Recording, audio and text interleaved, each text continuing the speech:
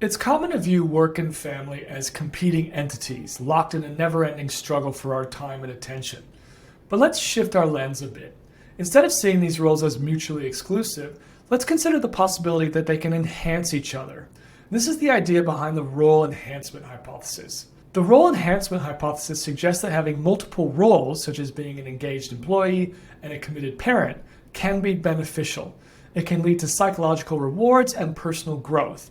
Essentially, the experiences and skills you gain in one role can positively influence your performance and satisfaction in the other.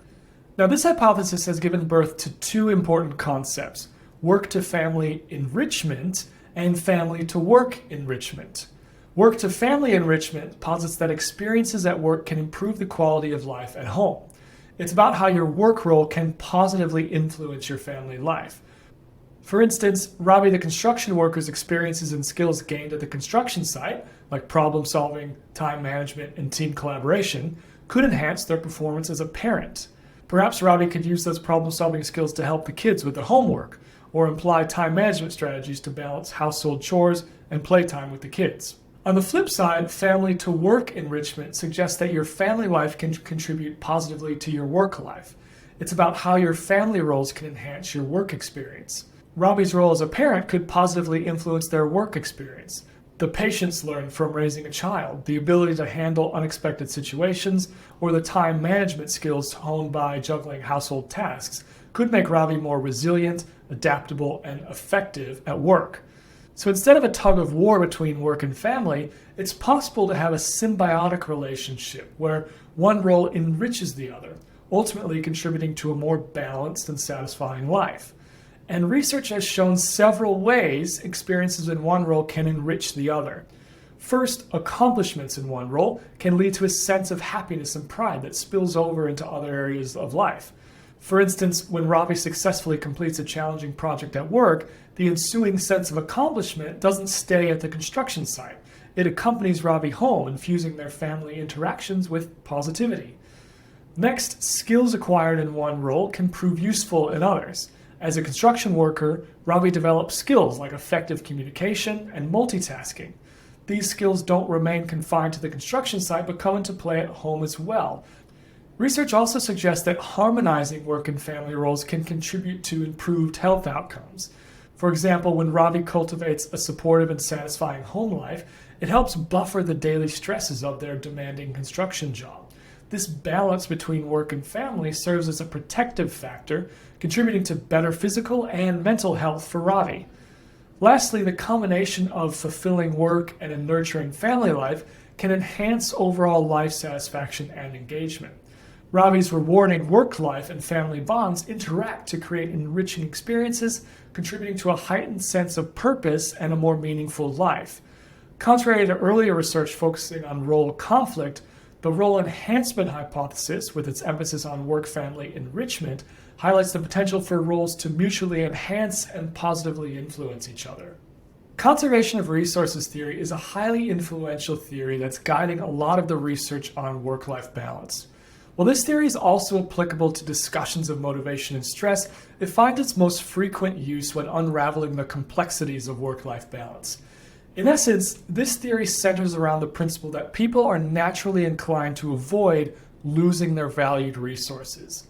Now, the resources we're referring to here aren't just physical or tangible items like money or food. They extend to include intangible elements like your relationships, free time, health, or even personal traits like resilience or determination. Basically, anything you regard as valuable. These resources are divided into two categories, personal and contextual. Personal resources are those inherent to you, like your health or unique traits, while contextual resources pertain to your environment, such as resources that come with your job or your living situation. For example, let's consider our friend Ravi. Their personal resources could include physical strength from the rigorous construction work, quick problem-solving skills, and resilience developed from handling demanding tasks at work.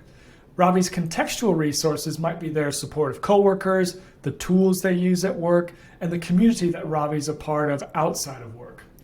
Stress or strain steps into the picture when these resources are perceived to be under threat, a state known as resource depletion. To combat this, you might find yourself investing more resources, like seeking assistance from a supportive supervisor or leveraging a coping strategy you've developed. Suppose a sudden change in work schedule demands Ravi to work longer hours. Ravi's free time, a valuable personal resource, is now under threat. This could lead to a state of resource depletion where Ravi feels strained because valuable resources are being eroded. In response, Ravi could turn to other resources to combat this. Maybe they talk to a supportive supervisor about adjusting work hours, or perhaps Ravi leans on their resilience, motivating themselves to push through the tough period. In the context of work-life balance, conservation of resources theory informs the work-home resources model. This model acknowledges both the work-to-home and home-to-work processes, capturing the full spectrum of experiences, the good and the not-so-good. At the core of this model are your personal resources, which can be depleted by demands at work or at home. For instance, a particularly demanding period at work might leave you with less energy to be fully present at home. However, when you have resources available, such as a supportive boss at work or a family member who can babysit, you can replenish your personal resources. Ultimately, your success in juggling your work and home roles is determined by how effectively you can protect and replenish your personal resources. The more resources you have at your disposal, the better you can handle the demands of both work and home. Okay, let's jump into an intriguing study that puts this whole resource theory to the test. The question the researchers were trying to answer was, can having resources like a supportive network or autonomy at work help to reduce the desire to quit a job? Now, this isn't just some random study. It was actually carried out by a PhD student right here at UQ. They conducted 2 studies with employees who had informal elder care responsibilities, meaning they were looking after an elderly family member, like a parent or grandparent, in Australia, the United States, and in India. So you can imagine these participants were juggling some pretty significant demands at home. The researchers were interested in both personal resources, in this case core self-evaluations, so think high self-esteem, positive self-perception, and contextual resources, which were how supportive their work supervisor was in general. And they were also interested in how supportive they were as a carer. Now, here's where it gets interesting. They wanted to know how these 2 types of resources, personal and contextual, interacted. In the first study, when supervisors were less supportive, meaning contextual resources were lower, participants with high personal resources managed to compensate for that. In other words, even though the lack of supervisor support generally made people more inclined to want to leave their job, this was less true for people who had high core self-evaluations. And in the second study, they found that the best case scenario was when both types of resources were high. These folks were the least likely to want to leave their job. So what's driving these results? Well, it seems that employees' job satisfaction and emotional exhaustion played a big role. What does this study tell us about resources? 1, resources matter. Both personal and contextual resources played a significant role in managing work-life balance. And 2, personal resources compensate for lack of contextual resources. When contextual resources were lower, for example, less supervisor support, individuals with higher personal resources, so a positive self-perception, were less likely to want to quit their job. And 3, job satisfaction and emotional exhaustion also matter. Remember, this is just one piece of the puzzle. There are many other factors that can impact work-life balance, but it does give us a clear message. Both personal traits and the environment we work in significantly contribute to how we juggle our professional and personal lives. Now let's dig into another study that delves a bit deeper into the types of resources we discussed earlier, but with slightly different names. This study differentiates between contextual and dispositional coping resources. These align well with our previous discussion on personal and contextual resources. Think of dispositional coping resources as parallel to personal resources. These are your unique strategies for handling stress and the unexpected. They're the tools in your personal toolkit. Your resilience, your determination, your ability to stay cool when the world around you seems to be spinning out of control. On the other hand, contextual coping resources are like the contextual resources we talked about earlier. They're your environment's support structures, both at work and home. It could be your super understanding boss who always has your back at work, or your incredibly supportive partner who helps balance the load at home. This study discovered something interesting. These contextual resources were especially pivotal in reducing work-family conflict and enhancing work-family enrichment. But here's where it gets intriguing. The researchers also found that the source of the resources mattered. Home-related contextual resources, such as spousal support or feeling in control at home, influence the home-to-work direction. They help to reduce conflict and boost enrichment when transitioning from home roles to work roles. Conversely, work-related contextual resources mattered most for outcomes in the work-to-home direction. So the support you receive at work can help alleviate the stress of transitioning from your professional role to your personal roles. And much like our earlier study, the researchers found that the ideal scenario for reducing conflict and fostering enrichment is when you have a high level of both contextual and dispositional resources. This finding reinforces the idea that personal and contextual resources aren't just substitutes. They operate independently, and together they pack a more powerful punch in managing work-life balance.